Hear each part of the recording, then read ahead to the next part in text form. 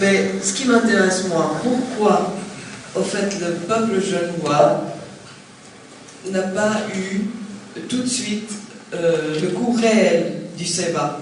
Pourquoi le peuple genevois était si longtemps induit en erreur? Est-ce que je peux poser cette question à Maître Peter? Merci, oui. La réponse est très simple, parce que c'est la tactique de vouloir désinformer les citoyens afin qu'ils acceptent un projet dont on leur cache qu'il est en train d'exploser au niveau des coûts. Et je vais vous livrer un scoop, si j'ose dire ironiquement. J'ai discuté avec l'Office fédéral des transports et je vais mettre la correspondance avec eux. Ils travaillent sur une hypothèse de 2 milliards depuis pas mal de temps déjà, et puis ils me l'ont dit l'année passée, à la fin de l'année passée, j'ai écrit et puis j'ai reçu une confirmation. Pourquoi? Parce qu'ils savent que ce genre de projet explose. Maintenant, la question que vous posez, pourquoi est-ce qu'ici, dans ce canton, on a retenu pratiquement jusqu'il y a une dizaine de mois la réalité? C'est simplement parce qu'on a craint que ce soit l'initiative, que ce soit le référendum financier, d'ailleurs ça continue. Vous savez qu'actuellement le Conseil d'État admet que le projet coûte 1,5 milliard, parce que ça c'est, disons, les chiffres, pour être précis, 1,473 milliard. Mais il ne dit pas un mot sur les coûts qui vont encore venir, les surcoûts. Pas un mot, il n'est même pas mentionné qu'il y a évidemment encore l'inflation entre la fin 2008 et 2015, la fin de la construction. Les aléas géologiques, eux, sont mis à zéro. Dans la loi, officiellement, il y a une rubrique, M. Gaillard, je suis désolé, les aléas géologiques sont mis à zéro à la page 14, et je la vois devant moi, ici, le projet de loi. Donc ça ne sert à rien de secouer la tête. Il n'y a pas de surcoût qui est prévu pour les constructions hors tunnel. Rien de tout ça n'est prévu. Donc en fait, on donne aux gens ici le sentiment qu'avec les 1,5 milliard, la facture est faite. C'est totalement irréaliste. Est-ce que oui, vous envisagez de lancer un référendum? Oui, et je vais vous dire que je l'ai dit pour la première fois lorsque j'ai été avec certains de mes compagnons de route, été auditionné par la commission des travaux, où on nous a proposé un marché invraisemblable que ceux qui ont le droit de consulter le procès-verbal peuvent vérifier. Quand j'ai projeté le coût final qui dépasse les 2 milliards, il y a un député qui m'a dit, si admettez que nous, en tant que députés, en tant que politiques, on donne la transparence sur ces coûts vis-à-vis de la population. Est-ce que vous êtes d'accord en contrepartie de ne pas faire de référendum? Alors je ne sais pas si vous imaginez ce genre de marché. Ça veut dire qu'un député qui est, de par sa fonction et son éthique, tenu à être transparent sur les coûts et ne peut pas faire un marché en contrepartie à un renoncement de référendum. Lui, il a dit ce que logiquement ou probablement les coûts vont être, et ensuite c'est à la population de décider, le cas échéant, dans le cas de référendum, s'ils sont d'accord avec ça ou pas. Or, je peux vous assurer que vous trouverez cela reflété dans le procès-verbal. Je me interroge vraiment sur l'éthique et la culture politique qui règne à Genève. Si un député peut dire, si nous serons transparents sur les coûts, est-ce que vous acceptez en grande partie de renoncer au référendum? Je vous le demande. Oui, alors quelques précisions techniques quand même. Le gabarit de passage du CEVA permet la circulation de tous les trains de marchandises et même des TGV. Ça, c'est déjà une chose. De nuit, sous une ville? Même de nuit, tout ce que vous voulez. Je parle techniquement du gabarit de passage, monsieur. Tout simplement ça. Donc, c'est une précision technique. Donc, aussi, où je suis un peu étonné, c'est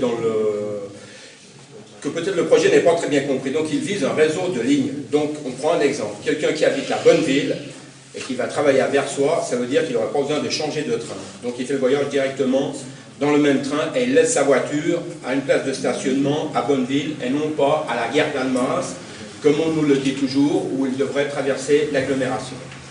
Bon, aussi, M. Peter, votre concept de tram-train me paraît pour le moins un peu flou. Ou c'est un tram, donc à l'écartement d'1 mètre des TPG, qui pourra aller en ville ensuite, ou c'est un train et on est à la situation actuelle où le service s'arrête à la gare des Olives.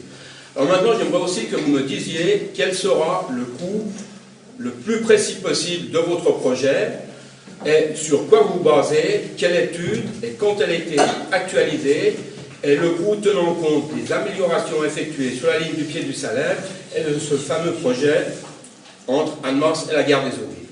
Merci. C'est volontiers.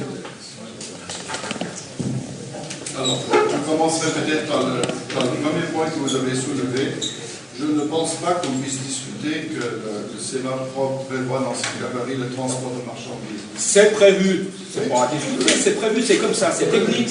Mais monsieur, est-ce que vous avez lu par hasard la demande d'autorisation de construction? Je ne pense pas. Parce que là, on dit expressément qu'en raison du passage dans le tunnel sous la ville, les transports de marchandises ne se feront qu'à titre exceptionnel. C'est noir sur blanc, monsieur. Donc, si vous voyez notre contre-projet qui passe évidemment l'Apra et Bâché vers le sud, il n'y a aucune restriction de ce côté-là.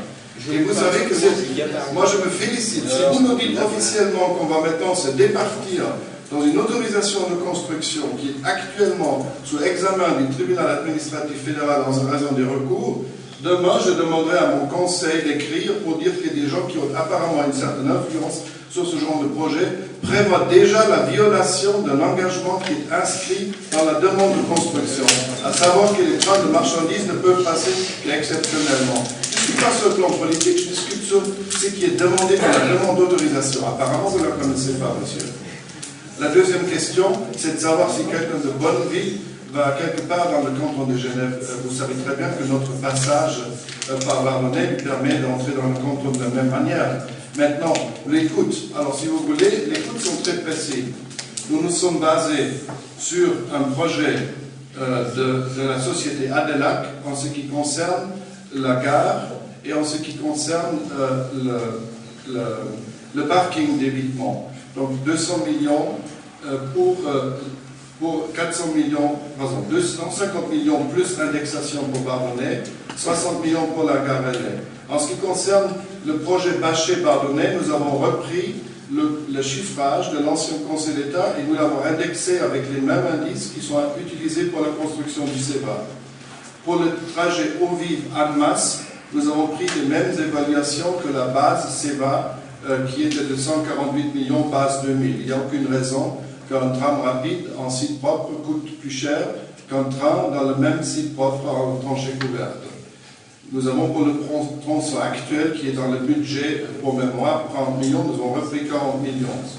Nous avons pris les charges OFT et les améliorations du projet tels qu'ils résultent directement de la loi pour les tronçons envisagés par nous. Évidemment pas pour la partie tunnel puisque nous n'avons pas de tunnel entre le Bâché et Eaux-Vives. Ensuite, nous avons également pris la même indexation en termes des résultats d'appel d'offres pour la première et la deuxième moitié des travaux. Nous avons également prévu le renchérissement avec le même taux d'indexation sur le projet de base que pour le SEVA, les imprévus tunnels et les aléas logiques, et nous sommes arrivés à 1,382 milliard. Alors, vous me direz, la différence est environ 610 millions. Ça fait 30% de moins. Alors, peut-être vous me direz que ce n'est pas significatif, mais 600 millions pour ce canton est pas mal d'argent. Et d'autre part, vous savez parfaitement que nous ouvrons 2 portails. Maintenant, votre dernière question est de savoir comment nous allons faire sur la ligne du Pied du Salève, puisqu'actuellement c'est une voie à ligne unique. Et bien, nous avons consulté des spécialistes qui nous ont dit qu'il n'était pas nécessaire de doubler la ligne sur toute la voie, mais qu'il fallait probablement créer 3 plages d'évitement afin que les trains puissent croiser dans la mesure où ils roulent, ils circulent à des horaires cadencés. Alors, si vous voulez, on peut rentrer beaucoup plus dans les détails techniques si vraiment il y avait intérêt, mais je crois que je vous ai répondu